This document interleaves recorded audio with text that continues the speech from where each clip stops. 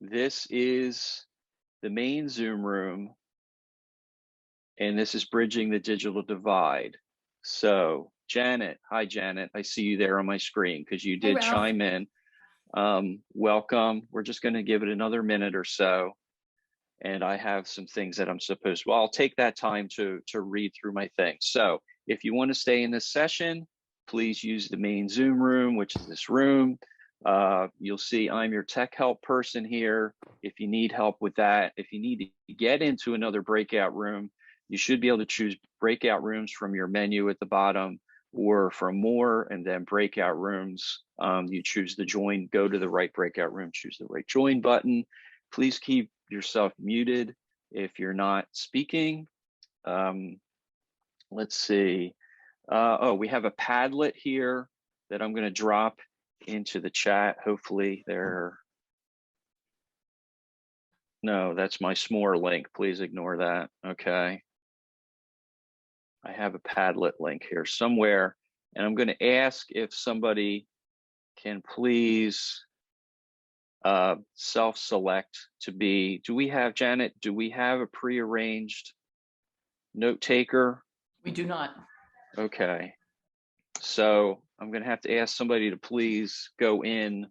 Do I have a volunteer for somebody to go in and capture ideas? You're all welcome to put ideas into the Padlet and share resources, et cetera, et cetera.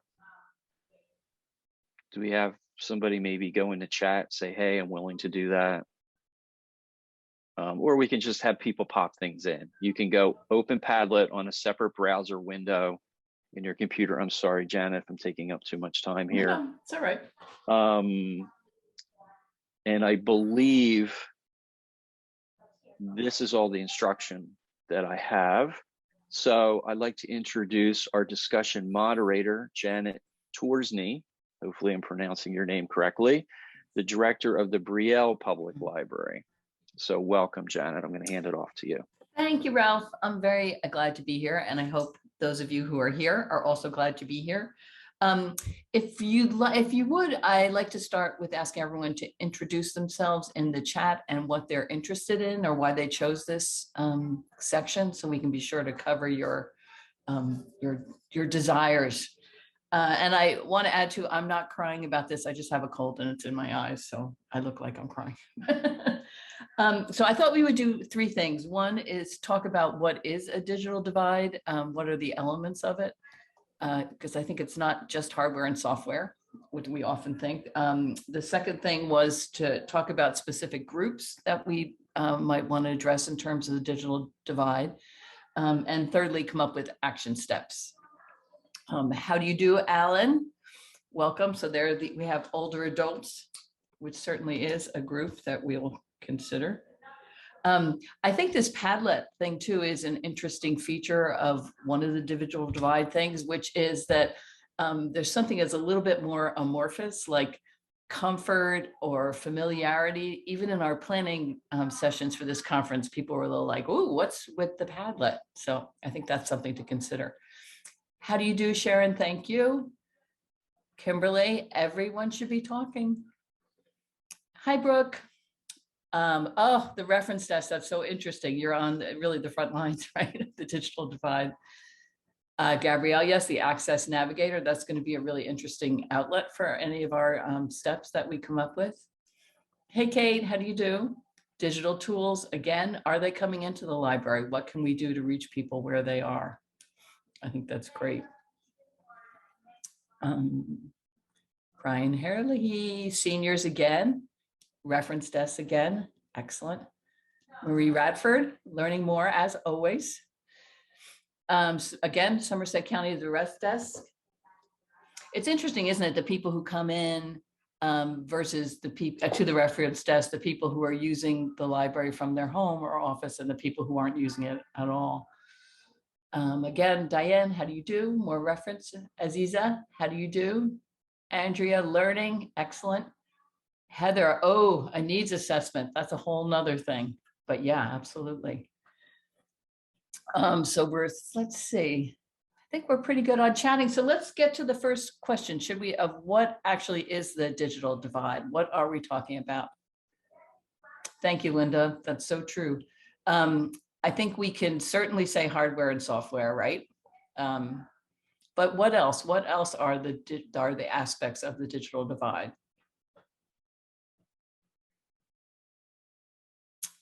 Hello, Maria. Thank you. The Latino community and digital education, very important.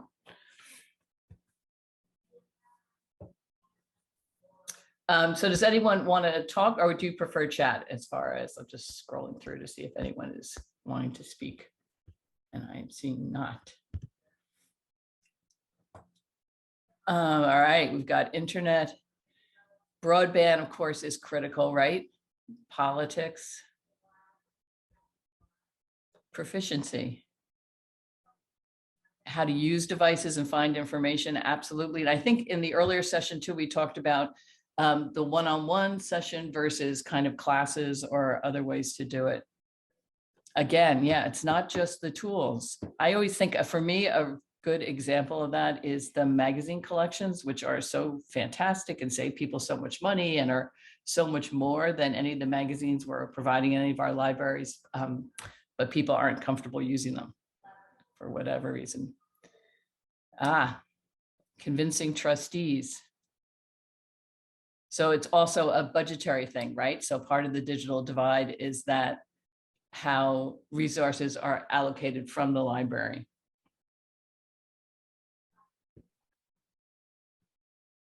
Janet, are we supposed to talk? Talk, Alan.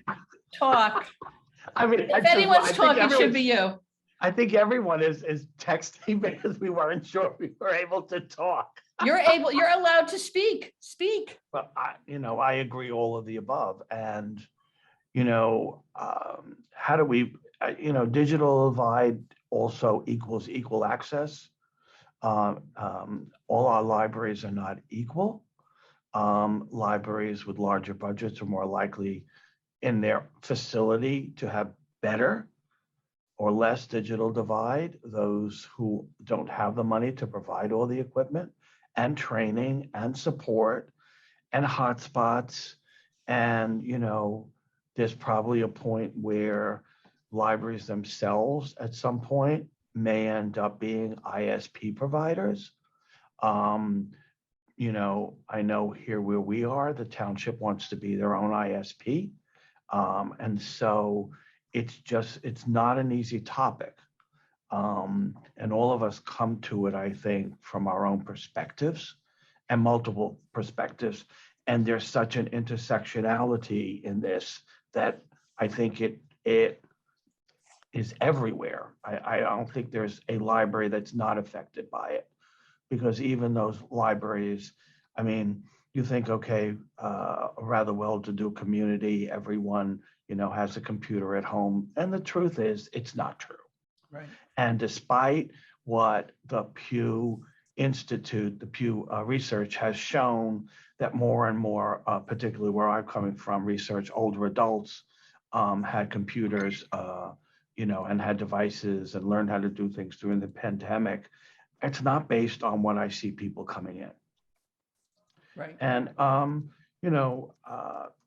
I also see in our branches that we have 3 different needs in 3 different communities.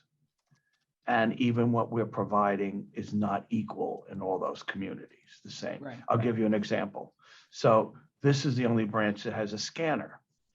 And when I got here, I asked why, and no one okay, well, why don't we have scanners in all 3 libraries, for example? I mean, that's just a simple thing because that's what people are looking for. And I think the discussion also has to be, if we don't do it, who's going to? Right. Because there's no one else out there that's going to do this in a way that we do. And if you follow what Scott said earlier, one of the things in talking about workforce development and digital literacy as a follow-up, we're already here. Mm-hmm. You don't have to create a new building. And I'm kind of very ticked off in a way. I'm sorry if I'm rambling, but many of you may know about OATS, which is an older adult, basically older adult technology, blah, blah, blah. So now they're selling their curriculum to senior centers to teach older adults how to use technology when we do it here for free and we do it better.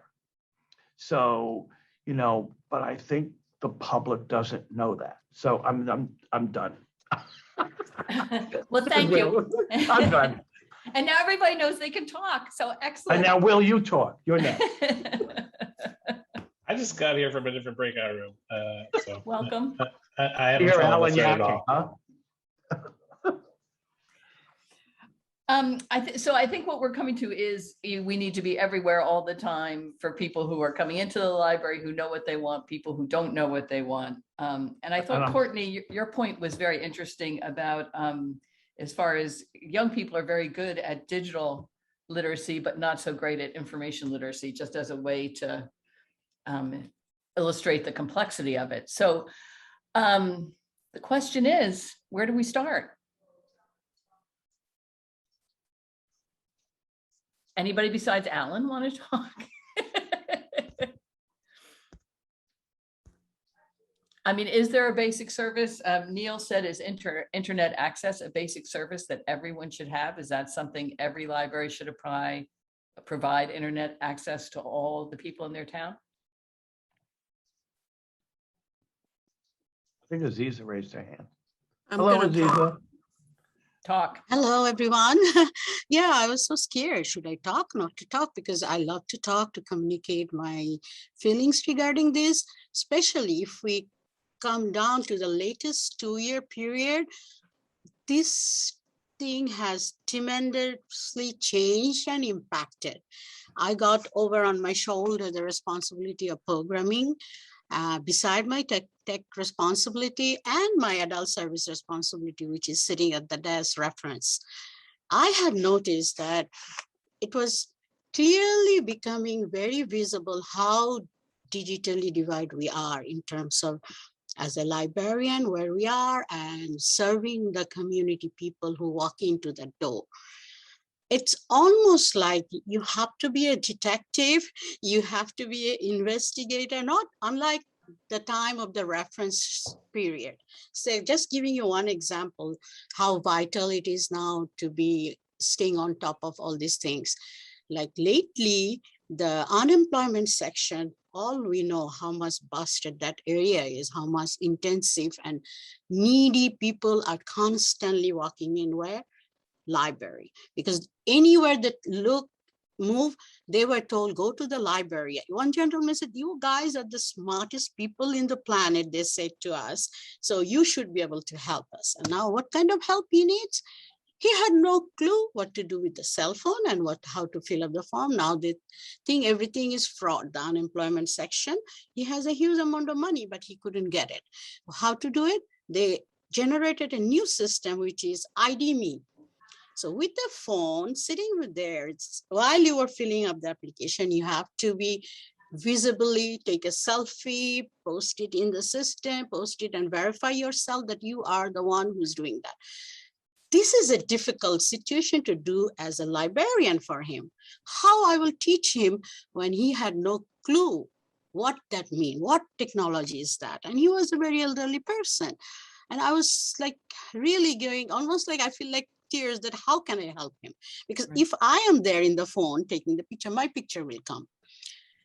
It's very critical situation. I don't know if anybody has encountered. I'm just bringing up my last 2 weeks experience, what I have faced, beside all the other situation, walking in the library, application, finding tax, getting the tax forms. This is one section we librarians deal every time. So maybe we can talk about all this situation. How can we help this group of people? Or what should we need to know to be capable of dealing with it? Right. Thank you. Thank you. Because how can we not help them too, right? Exactly. I told you, like, I was walking with him all the way through, guiding him out, because finally I was able to like figure it out. Did you have anybody who can sit with you, do this with you? As a librarian, I really cannot do this with you. Then he said, okay, yeah, there was a lady, blah, blah, blah. I said, okay, maybe she will help you, sit with her and see. It was very difficult to sit with this kind of people and do this process. Right. And it's challenging too, because obviously it wasn't what you were planning to do that day, right? And it's a very long period of time. Extremely.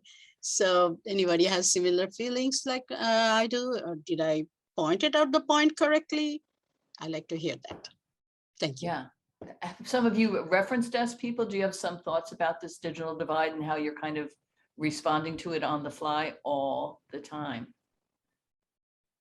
And also in the same, while you're thinking about whether you'd like to talk, and please talk.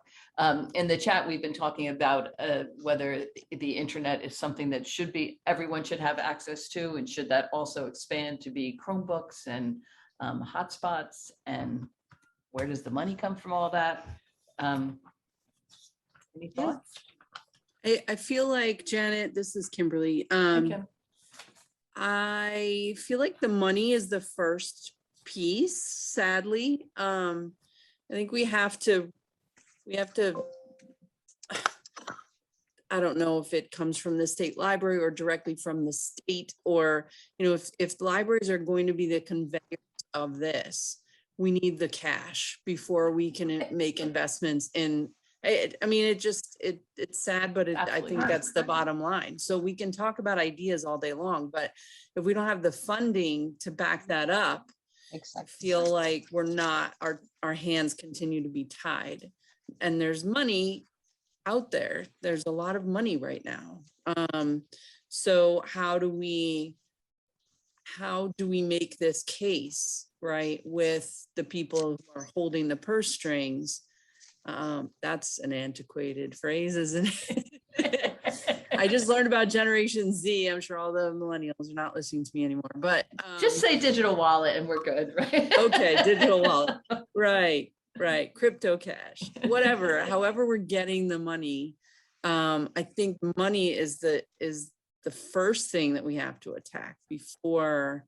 Because we can have as many fantastic, brilliant, wonderful ideas as we can come up with, and we're a creative bunch. We can make things work, but we can't make anything work if we don't have the funding to back that up. That is my biggest concern.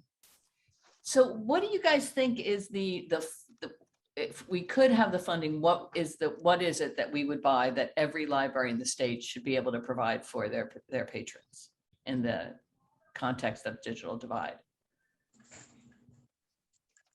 So can I just say something too? Please. My name is Maria and I work at the Redmond Public Library, and this year we actually had some funding, and we actually did the Redmond Public Library did hotspots. So we have a lot of hotspots throughout the library and also outside. So we have this big part of our backyard.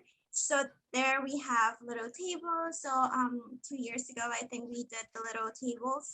So a lot of people throughout the pandemic, they were using our hotspot outside. And then we also had wireless connection in the parking lot. So a lot of people just like went there and used their own devices and just used it for their own work. I know we had like a news person who said he didn't have internet access because he also had a storm, so he didn't have any internet connection. So he went there, he worked there the whole entire day outside of the library because he wasn't able to come into the library, unfortunately, because of COVID. Mm-hmm. But he was using our resources so that way he could also do his work. So that was a great thing that the library also had. So we are very happy to have the hotspots now so more people can use it. Great. That's a really good example. It's true, like the more hotspots you have, the more people can get them. And I agree with making the wireless available in the parking lot. Seems like a no-brainer, although I know it's complicated. I have one question. Juliet, Juliet has raised her hand. Do you mind if we do her? I'll come back to you, Aziza. No problem. It's just related to her question. That's why I thought. Okay, to answer your question, Janet, I always say that there are three arms to what we can do to mitigate digital inadequacies within our libraries. Connectivity is one of those arms. There are people who have the devices, but they are in remote locations, or maybe they cannot afford the connectivity. So that's one area we can mitigate the gaps. Then there is the device. There are people who cannot, do not have the devices or the resources to have devices at home.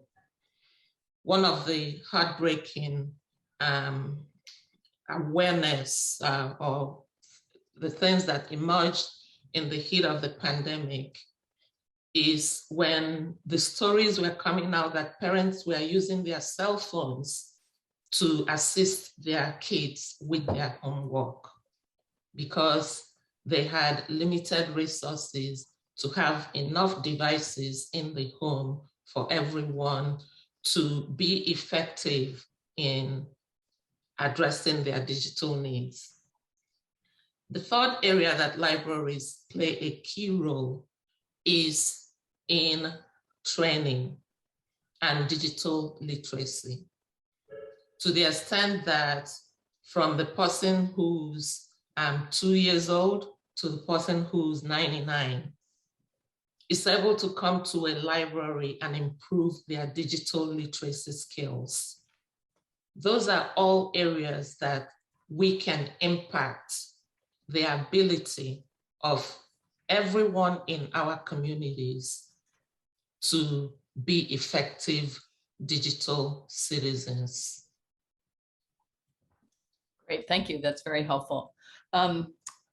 In the chat too, also a little bit related, Leslie said, how do you get enough hotspots? When is enough hotspots enough? I think that's true.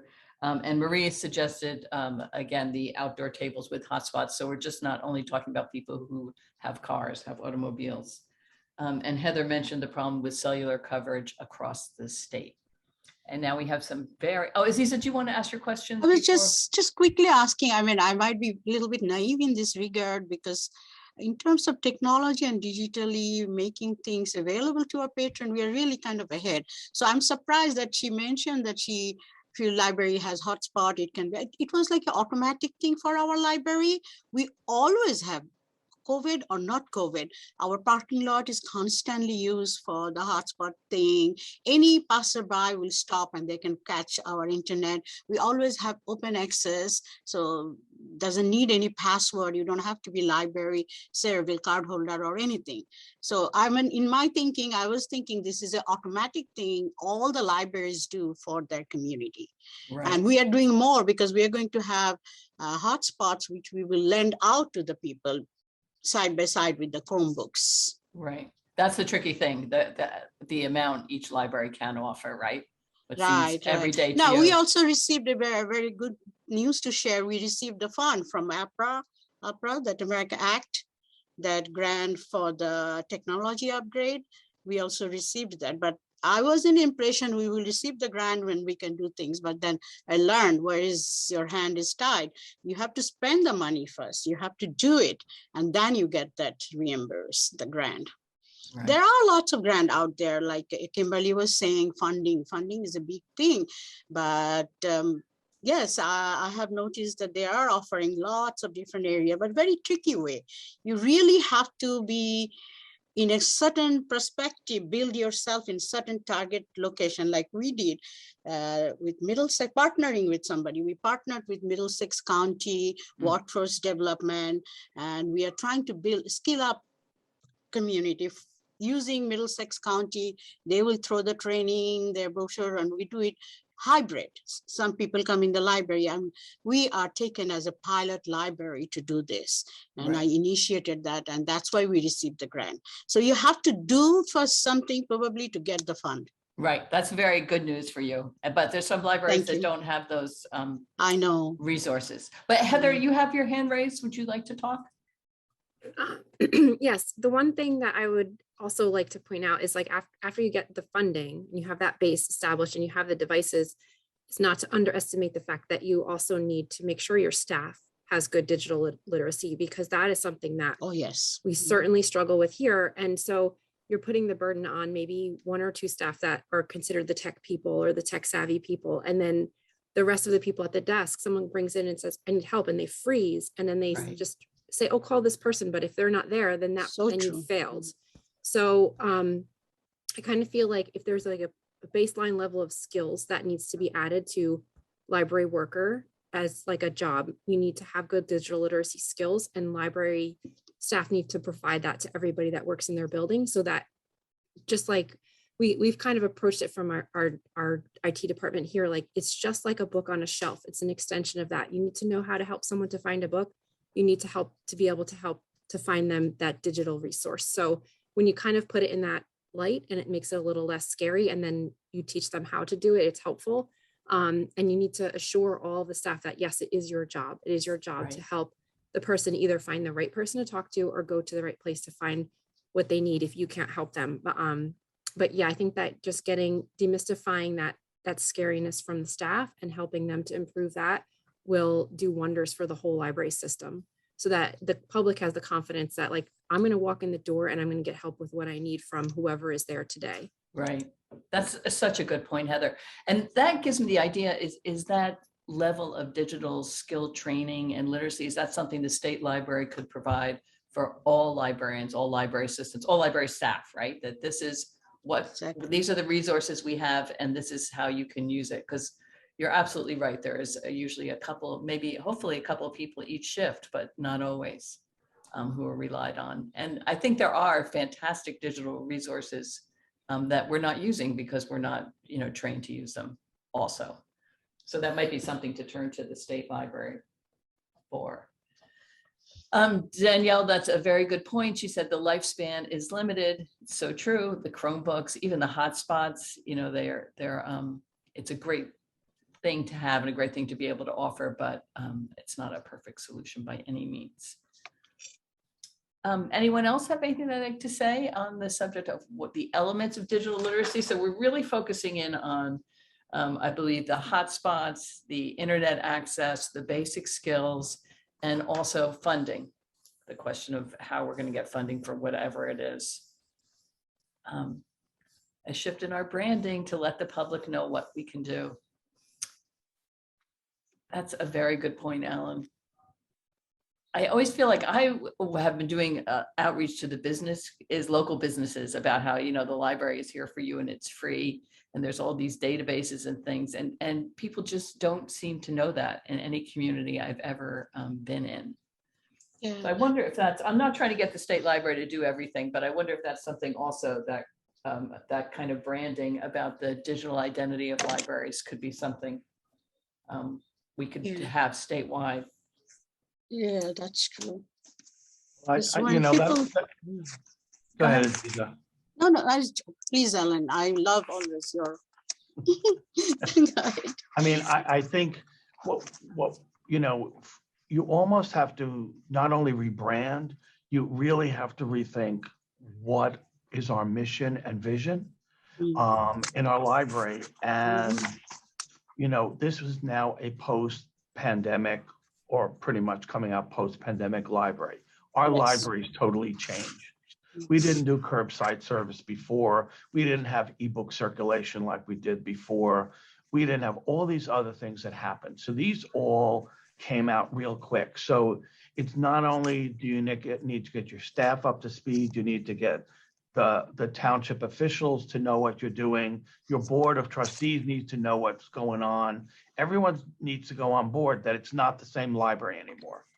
And it's not just about buying the New York Times bestsellers. So, we've taken on a role like we keep shifting every 20 years.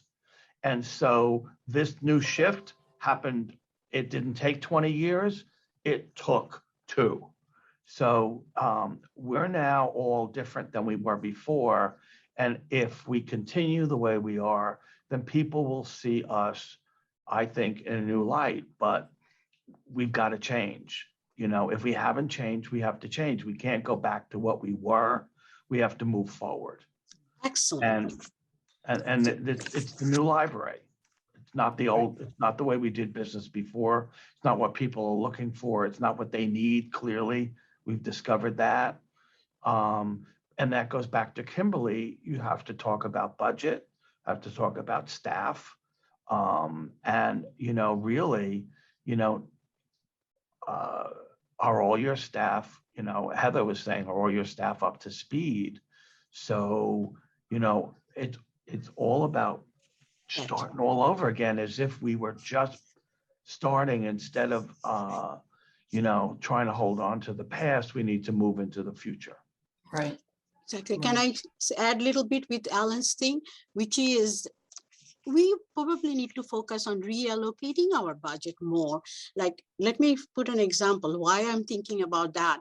Like, people always say, oh, for programming, you don't need, I took programming responsibility, and with this virtual and right at this point, hybrid, in person and doing it online, same time. All these things made me aware that how much demanding these programming sections are. People want to learn by this way instead of bookish book. Okay, book budget is huge because library thinks if they don't have a huge number to spend for the books, fictions, nonfiction, they are not even a library. But we need to change the thinking. Right now, we became a library teach. We are opening up this beautiful, wonderful thing soon, probably December or from January, where we say libraries teach. What is this teach? Technology, education, and career help programs. And with that, we bring the help for job and business and entrepreneurship, all these things we like to teach, or people really need to learn from where library, where they can learn it free. And we can provide it with the help of funding or whatnot, or kind of rethinking how we spend our money. If we are limited in spending, we might need to do that. And that is what I'm recently finding. And I even presented myself that way. No, okay, you used to give this amount of money in programming, but no more. You need to think about increasing it. We have to do this in the programming area, because it sounds like, okay, in the programming library, just teaching how to knit or crochet. It's not only that. Through that teaching, we are teaching them how to use technology, because we did through virtual. They need to learn how to come in, and so much struggling with that. Finally, when they get it adapted, that yes, this is how it works, virtual. It is an excellent help for the mental health relief during this COVID period time, being stuck inside. And that helped and boosted their morals that, okay, we can still do something. Even I'm a COVID fighting, somebody's fighting COVID and they come in our program. And it is fantastic service from the library, besides helping them in person at the desk or find a book or search a catalog. Right. Thank so you it gets for back to listening. Alan's point too, right? That this is a new library. And Exactly. the interesting thing is it's not like we're planning a change that hasn't already happened. It's happening. We're doing it, so we can just do it better. And I just want to be aware that our session, it closes at 12:20, so 12:50, pardon me. So we might get boosted out. So I'm going to put my email address and suggest that anybody who wants to continue this discussion afterwards, email me and we'll figure out a way to do that. But it looks like right now we're really, again, talking about the basic things that the libraries can offer as far as digital things. And we focused on the internet, the hotspot, maybe also Chromebooks, training for staff, resources, money, and this rebranding that Alan talked about, which I think is so important. And also what a wonderful opportunity. It's, I think, very exciting. So anybody have anything else that would be our action steps that you'd recommend for libraries in the digital divide? One more thing, get out of the building. Get out of the, always Don't get out wait of the for people building. to come in. You need to be out in the community and let people know, even, any kind of, I'm thinking of any kind of facilities and whatever that are out there, senior citizen centers, anything like that. We need to be out there showing what we have instead of, the old story of waiting for people to walk in the door. Absolutely. Because there are people out there, if we could, we're looking at doing things now of like, can we set up a pop-up library outside ShopRite? Right. Because there's a cohort of people who probably don't even know we exist. Right. For example, we're going back to basics. Right. Of stuff that, I'm older than a lot of the rest of you in here, that when I first started in the libraries, it was basic. It was out in the community. And then somehow we went back in the building. Well, it's time to go out in the community again and tell people what we've got. It's a great opportunity. Absolutely. And it's also, again, to just bring it back to digital equity, that's people that don't know what they don't know, that they don't know that we could provide them. They don't know that they're not, they don't have equal access and they're entitled to. And we'll never know that if we're sitting in our building behind our desk. I think that's a very good point. Anybody else in our last 3 minutes? This is your chance.